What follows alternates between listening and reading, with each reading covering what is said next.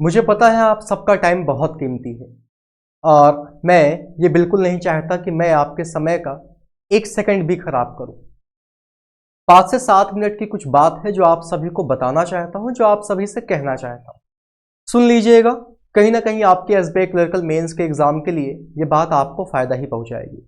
आप देख सकते हो आपके सामने बोर्ड पे लिखा हुआ है how to attempt quant section in SBI clerk mains perfect plan. आप एसबीआई क्लर्कल मेंस के एग्जाम में अपने क्वांट के सेक्शन को कैसे अटेम्प्ट करोगे, इसके बारे में कुछ जानकारी आपको देना चाहता हूं। 5 से 7 मिनट लगेगा, सुनिएगा। सीधे डायरेक्टली सीधी बात, नो बकवास वाला फंडा है अपना।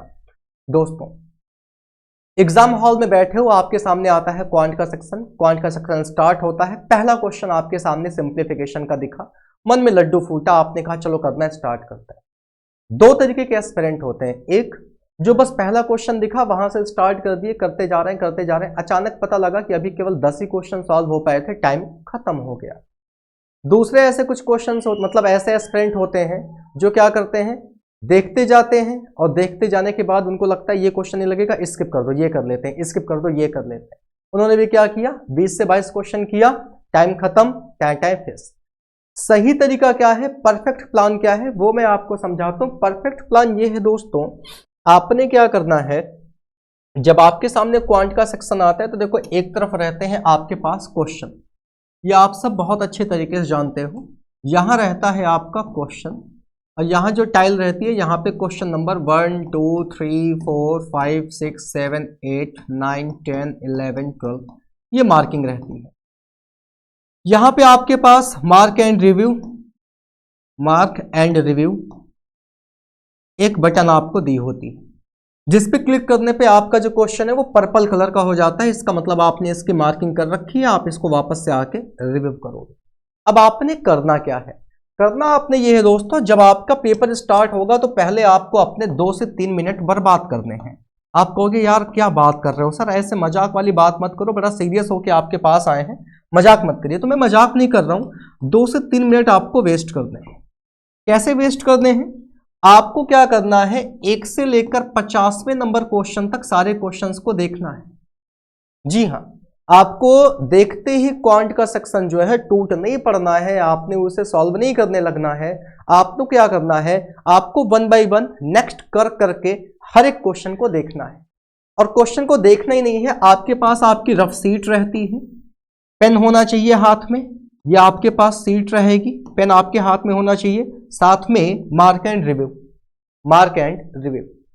अब आपको करना क्या है, पहला क्वेश्चन देखा सिंप्लीफिकेशन, दूसरा क्वेश्चन देखा अप्रोक्सीमेशन, तीसरा क्वेश्चन देखा अरिथमेटिक, चौथा क्वेश्चन देखा बड़ी सी एक डीआई मिल गई। आपको सारे के सारे 50 क्वेश्चन देखने हैं और सारे क्वेश्चन देख के उस पर ये एनालिसिस करनी है कि कौन से इन 50 में से वो क्वेश्चन हैं जिन्हें मुझे पहले अटेम्प्ट करना है।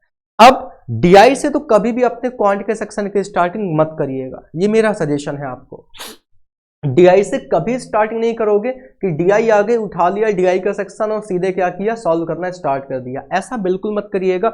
डीआई से कभी भी क्वांट के सेक्शन की स्टार्टिंग तो करिएगा ही मत।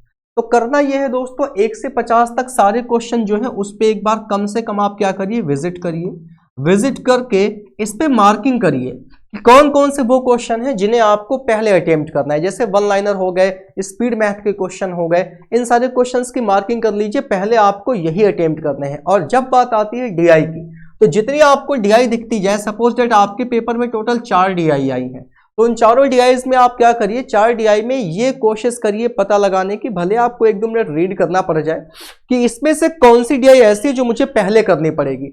उनकी मार्किंग क्या करिए, अपनी रफ सीट पे लिख लीजिए कि हाँ भाई 9 से लेकर 14 नंबर वाली जो डीआई है वो मुझे करनी है। उसके बाद मुझे क्या करना है, ये जो भी नंबर है 21 से लेकर 24 तक वाली जो डीआई है ये मुझे करनी है।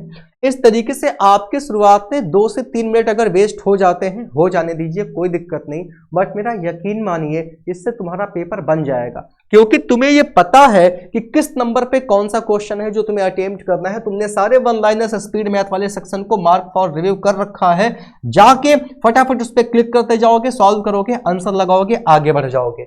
क्योंकि जब तुम्हें पहले से पता रहेगा कि सारे क्वेश्चंस में वो क्वेश्चन जो तुम्हें इजीली सॉल्व हो सकते हैं, तुम्हें इजीली नंबर दिला सकते हैं, तो क्यों ना उनको पहले अटेम्प्ट किया जाए। इसीलिए मेरी ये सलाह है और यही परफेक्ट तरीका भी है क्वांट के सेक्शन को अटेम्प्ट करने का। क्वांट में ही नहीं, इनफैक्ट रीजनिंग में भी आपको यही करना चाहिए। एक नजर अपने पूरे पेपर पे डाल लीजिए, पूरे पेपर को देख लीजिए कि आपके पूरे पेपर में कौन कौन से क्वेश्चन आए हैं। उन क्वेश्चंस में सिलेक्शन करिए। सिलेक्शन बहुत जरूरी है दोस्तों। क्वेश्चन का सिलेक्शन अगर आपका गलत हुआ तो पेपर आपका वहीं से बिगड़ भी सकता है।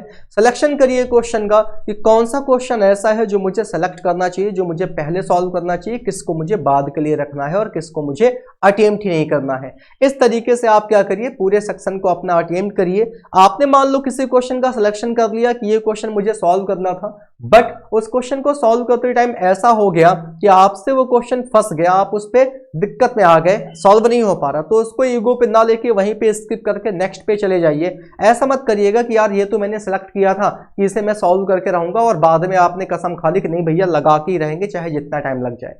सेलेक्ट किए हो लगाने के लिए, नहीं सॉल्व हो रहा है, फंस गए हो, हटाओ, आगे चलो।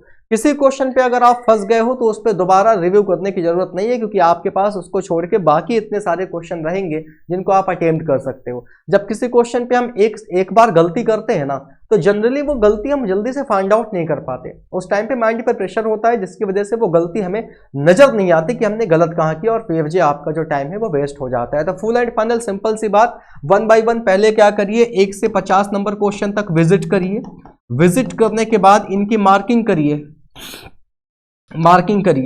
मार्किंग इस तरीके से करिए कि कौन सा क्वेश्चन आपने पहले करना है, कौन सा क्वेश्चन आपने बाद में करना है। मार्किंग करने के बाद डीआई से स्टार्टिंग करनी नहीं है। Speed math, arithmetic, data sufficiency, quantitative comparison, इस सेक्शन को पहले अटेम्प्ट करिए, देन उसके बाद सबसे लास्ट में रखिए डीआई।